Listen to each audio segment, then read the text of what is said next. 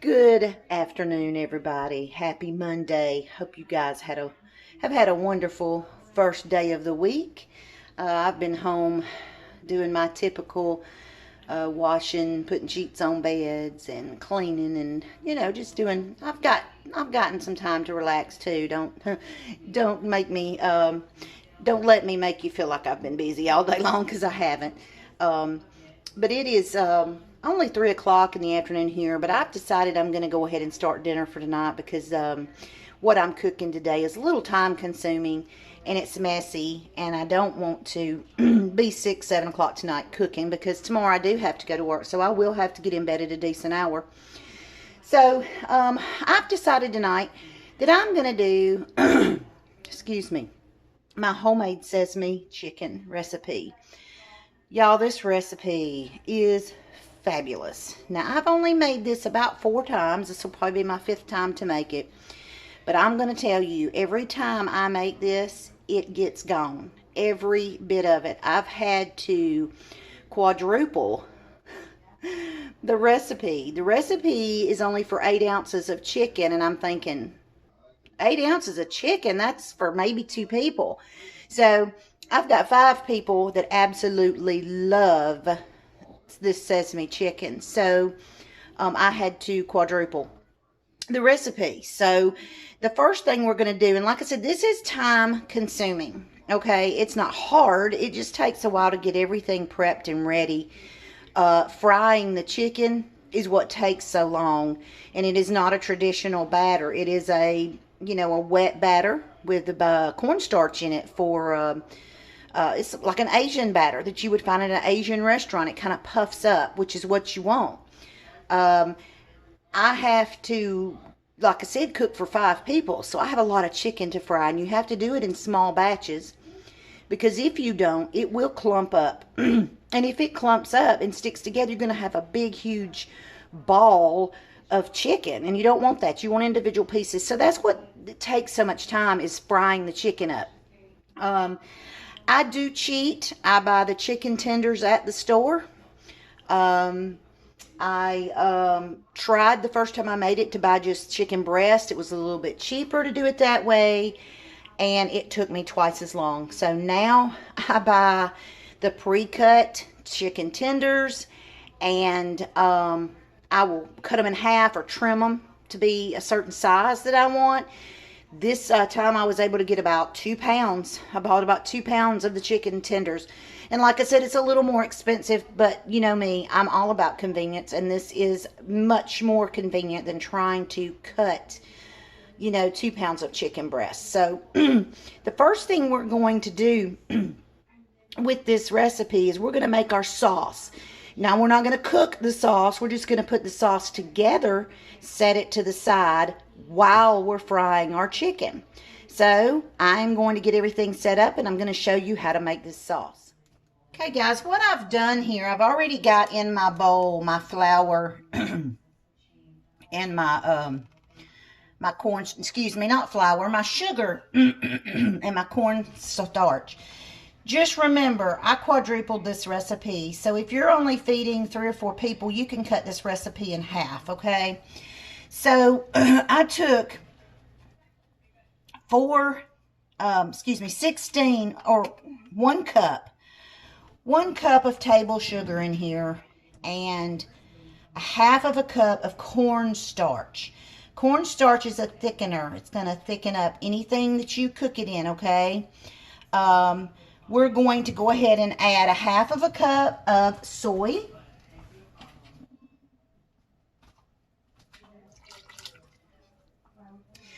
We're going to add 4 tablespoons of rice vinegar. Guys, if you do not have rice vinegar, I think you can use apple cider vinegar, but you have to have one of the two. I cook a lot of Asian food, so I have all this stuff on hand, usually at all times. We do Mongolian beef, we do Korean beef, lettuce wraps. I mean, I've done just about anything and everything under the sun that you can think of as far as Asian food goes. All right. And then it says 1 cup of water. So, grab my cup.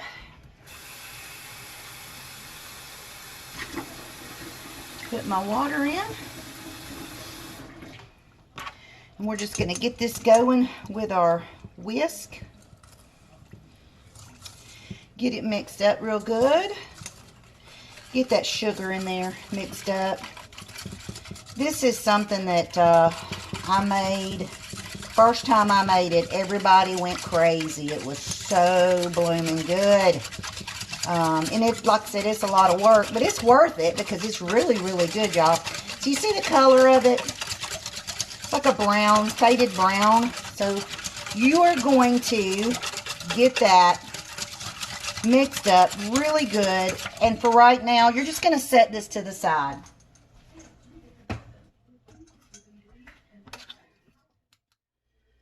Okay, so now I'm going to make the batter for the chicken. The chicken's going to go in this batter, and then it's going to go into a pot. Y'all, I have a pot on the stove, and it has about 2 inches of grease. This is where we're going to fry the chicken. So that is heating up while I'm getting this batter. I've already put 2 cups of flour in here and a cup of cornstarch, okay? I'm now going to put 2 teaspoons of baking powder. Teaspoons, not tablespoons, y'all. 2 teaspoons of baking powder.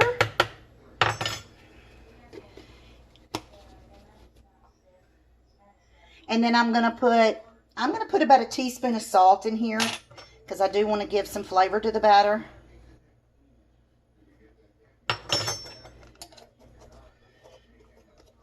All right, and then it calls for 4 egg whites. I'm going to go ahead and put my egg whites in.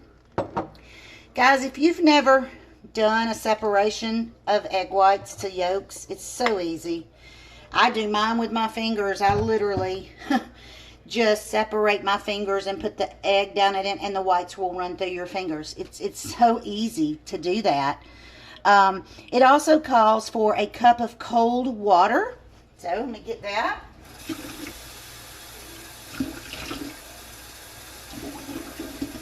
Alright.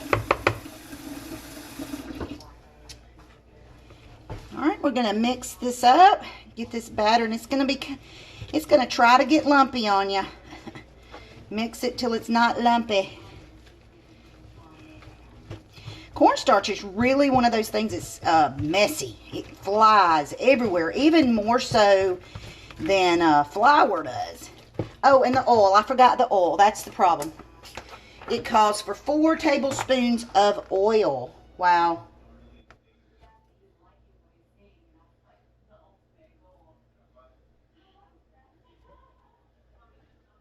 Like I said, I've only cooked this about 4 or 5 times so far. But every single time that we've made this, y'all, goes over. Everybody just absolutely loves it. So, all right. Let's see if we can get everything mixed in there real good. Looks like paste. And it will be a very thick batter. I think you can add a little water if you get it too thick, and I think I'm going to have to add a little more water because this looks so thick. I don't know that I'll be able to get my chicken down in there. Wow. Let's add a little bit more water to that. Another half of a little thing of water here, guys. See if we can't get this to thin up a little bit. That's getting better. Oh my goodness, did y'all see that fly everywhere? Oh, if you're not making a mess, you're not having fun when you're cooking, right? Okay, so see the batter? Wet batter. So guys, what I'm going to do is I'm going to take my chicken that's already been trimmed. I am going to salt it real quick before I put it in there. Get my rag here. All right. So here's my 2 pounds of chicken, y'all. Now, like I said, this is done in small batches. You cannot do it all at one time, unfortunately. And that's what takes so long is getting all this stuff in the batter. So I'm going to put a handful of chicken. You know what? I think I'm going to go ahead and put all of the chicken in this batter and get it coated. And then once we get it coated, we can start dropping it down in our pan. And I think our pan's probably just about ready because it looks like it's bubbling just a little bit. Might actually cut that down a hair. Just remember, when you're handling chicken, guys, you got to be real careful about washing your surfaces, washing your hands, because it can make you really, really sick if you don't. So, got my chicken in there. Y'all see that? It's almost like playing with paste. Oh, now, if you don't want to be a messy Marvin, you can, of course, use a spoon to do this. You ain't got to use your hands. I'm going to actually get some tongs to put this in the, bowl. So give me just a second. Let me wash my hands real quick. Get the chicken off of it.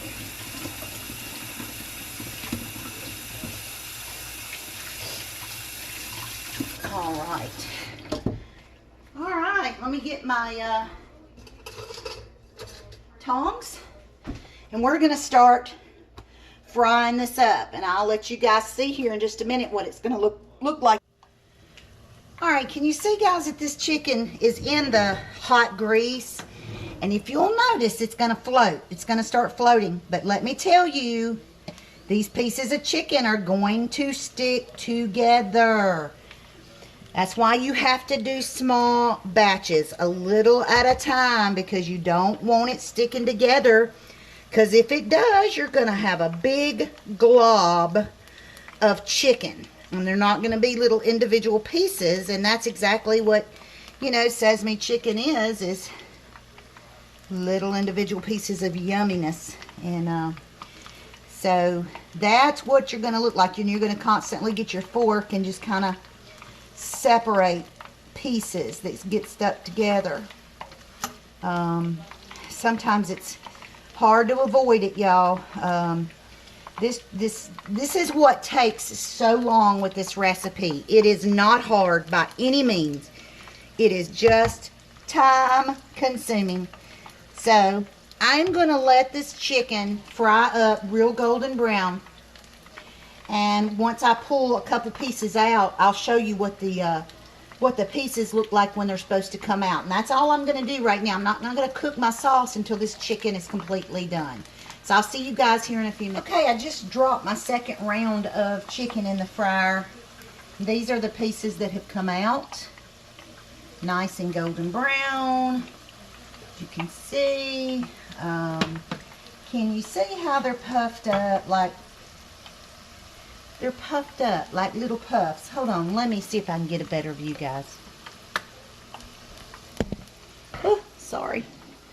Okay, so can you see how puffy they are? That's how they're supposed to look. They're supposed to be puffed up, just like you would at the Chinese restaurant. It's a different batter than a fried chicken. It's almost like something you would almost use on a fish. I guess you could use that on a fish, but it's a puffy batter. But that was all I was able to get in my first skillet. So I'm actually right now cooking another batch, which, it's going to take a little while. Like I said, it's time consuming, y'all. Not hard, just time consuming. So I just wanted to show you what my first batch of chicken looked like, and I'll be back with you when we get done with all this frying. Okay, an hour later, I finally got all my chicken fried, y'all. Like I said, this is not hard, it's just laborious. It takes a while to do it. I've had to crank the air down low. It's warm outside and it is warm in this house. And now that my chicken is done, I can get my sauce going. And the sauce won't take long. Once my sauce thickens up a little bit, we're going to put the chicken in it. We're going to coat the chicken. And then we're going to put our sesame seeds on the top. Let me show y'all this beautiful chicken, though. Look at that. Now, that's just one platter, honey. There's another one right there. As you can see, I got some rice going. We're going to have some rice. And, guys, I did easy rice. I did boiling bag. I did not do my jasmine tonight. I love jasmine rice. Love it. Especially when I cook it with a little chicken stock in it. It's so good. But tonight, after frying all this chicken, I'm done. I'm going to do this sauce. We're going to toss it, put some sesame seeds on it. We're going to use boil in the bag. So I'm going to get the camera set up where you guys can watch me prepare this sauce. And of all days for me to forget to put my apron on was today. That kind of silly, because now I've probably got splatter from the grease all over my clothes. But anyway, this is about 4 cloves of garlic, y'all. I use the garlic that comes in the refrigerated section at the grocery store.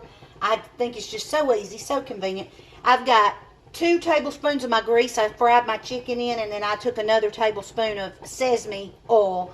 I love the smell and the taste of sesame oil, y'all. I use it a lot when I'm cooking.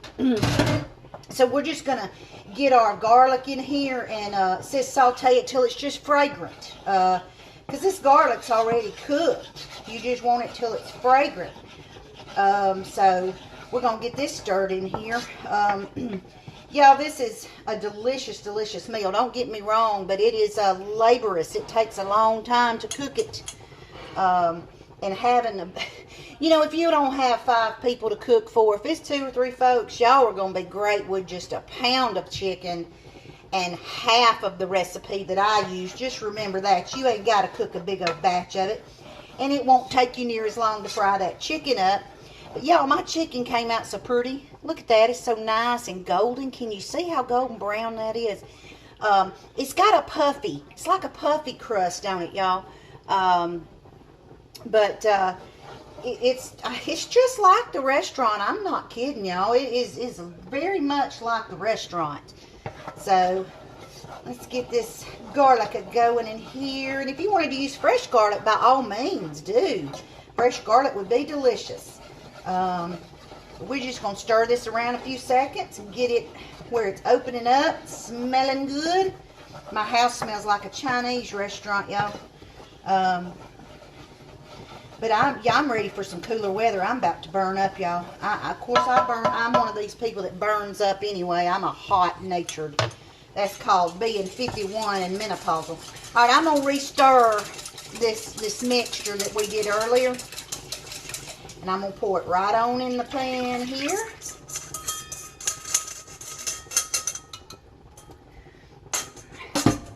And this is going to thicken up as it cooks because it's got that sugar in it, and it also has that cornstarch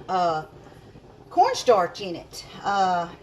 Cornstarch is a real good thickener. If you ever want to thicken anything, say you're making a gravy or I used it the other night to make a gravy. I had put I had done a Mississippi roast, and I had put it in my crock pot, and I had a lot of au jus in the bottom of my pot, and I just made a slurry. I took a little bit of water, a little bit of cornstarch, and I whisked it up, and I poured that slurry down into my crock pot and cut it on high, and I let it go for, about 10-15 minutes, and it just thickened that sauce up into a real pretty brown gravy. And I had that to top on top of my roast for those that wanted it.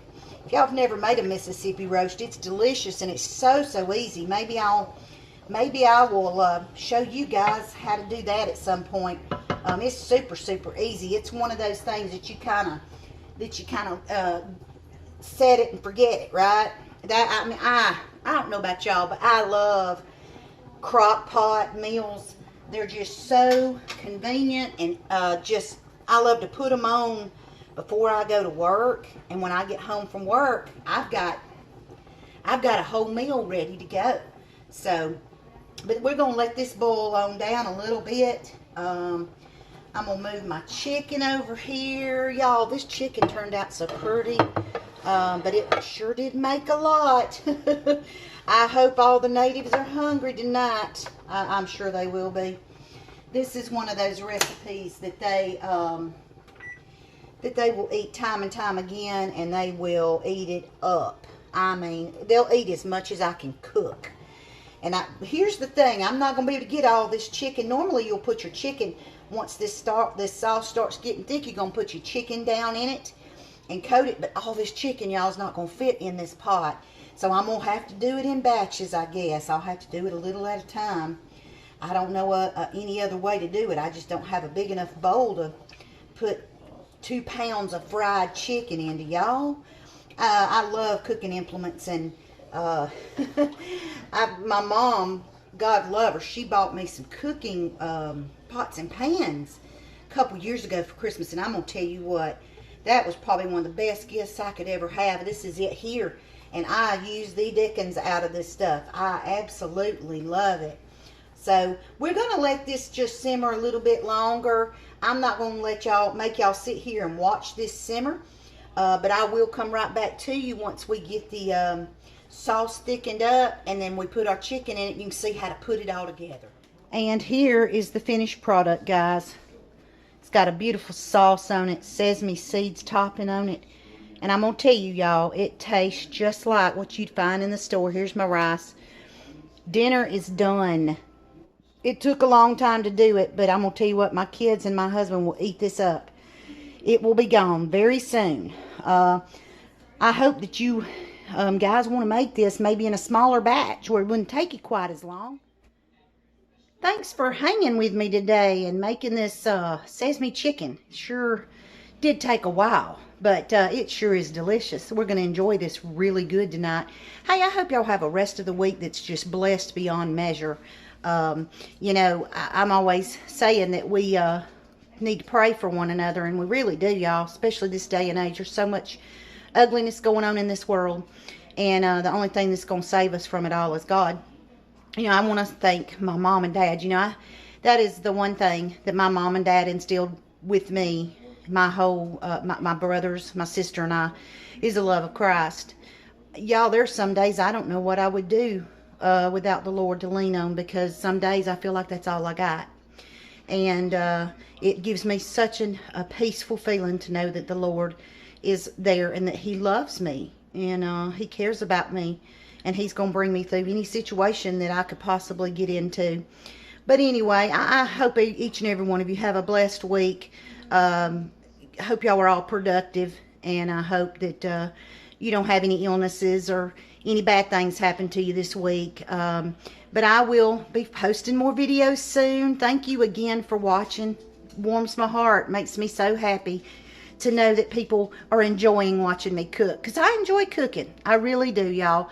And I will talk to you later. Have a great week.